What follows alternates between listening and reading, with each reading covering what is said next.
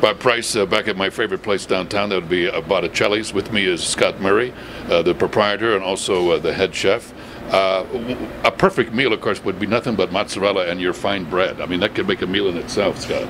Yes, I like cheese and bread. I do very well in France. Yeah, you and me both. A little bit of wine. Yeah. Now, and you can buy your bread here too. You can come in and buy a loaf. Yes, and I'll do special orders if you want something that's a little bit, Sure. different, not so plain. Yeah. I can put sun-dried tomatoes, herbs.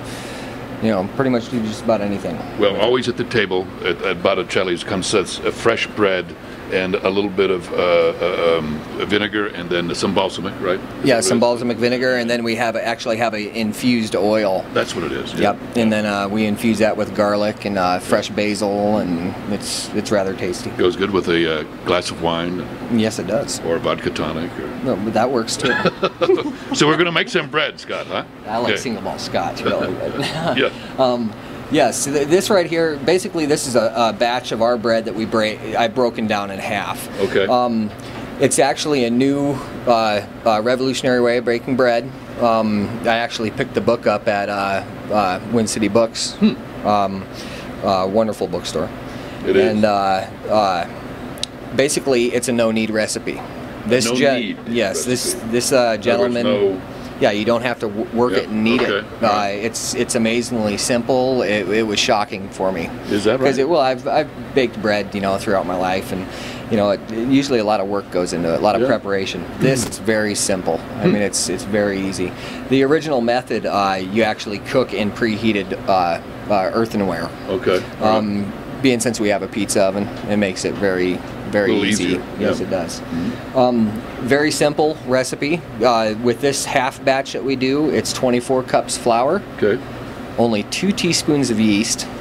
2 teaspoons of yeast. Seems like it's not a correct amount, but that's... No, I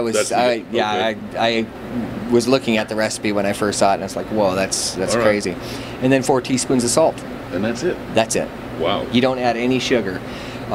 Basically, what you do is you mix it, which I'll be showing you here shortly. You cover it and you let it sit out at room temperature for up to 12 to 18 hours, depending on the humidity and temperature itself. Right. Usually, our batches they can be ready in about 8 hours, just because of the temperature in the kitchen. But I usually wait till about 12 hours in order to do it, because it helps develop those glutens, which really create a really nice crust and crumb on the bread. When you make, say, a half batch, or even let's go back to a full batch, how many loaves do we end up with? This half batch here will give me about 10 loaves, and they're about the size of a French loaf. Take me about 2 days to go through that. That's about it. Yeah, I love bread. It's good bread. All right. So what we're going to do, you want to get, for this size, you're going to use 3 quarts of cool water, not warm water. A lot of the recipes that you're going to find in places, they're going to basically say start out with warm water. All of those recipes have sugar in it. The main reason for that is the warm water is going to activate the yeast in order for it to start eating the sugar, which is going to cause the bread to rise. Expansion. Okay. The natural rising process, without adding the sugar, using the cool water in the 12 hours, it's breaking those natural sugars down. The gluten's down inside of the bread, and that is, basically, I mean, it's very, very active when you come in the morning. This one here has been sitting about 18 hours. I see. Okay. But let me go on ahead and show you how to mix it, yeah, and then we'll work through loafing. It's cool water. We'll pour that in.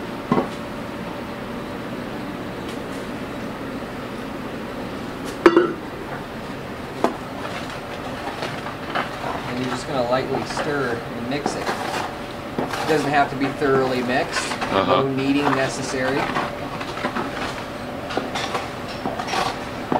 Yeah, you just got a big spoon, basically. Yeah.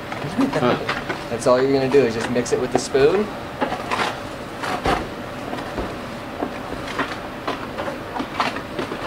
Make sure all the flour is off the bottom of the bowl. Right. That way you don't end up with flour clumps inside of it. Right.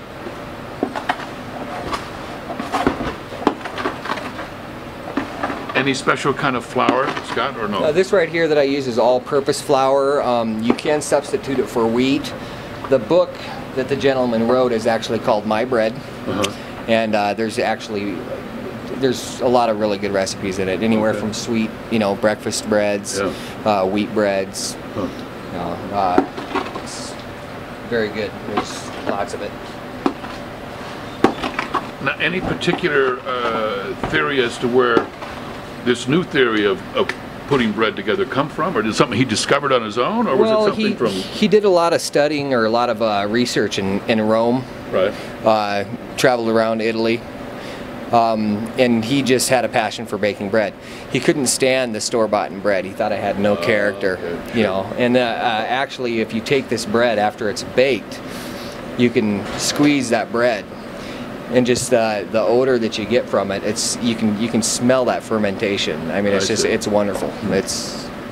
But he spent a lot of time in Rome experimenting with it.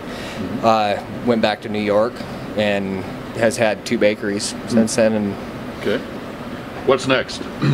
At this point in time, after you stir it, you're just going to take, and we use large bags.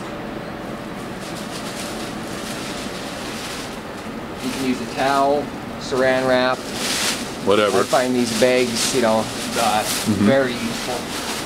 Makes it easy. And I'm just going to take.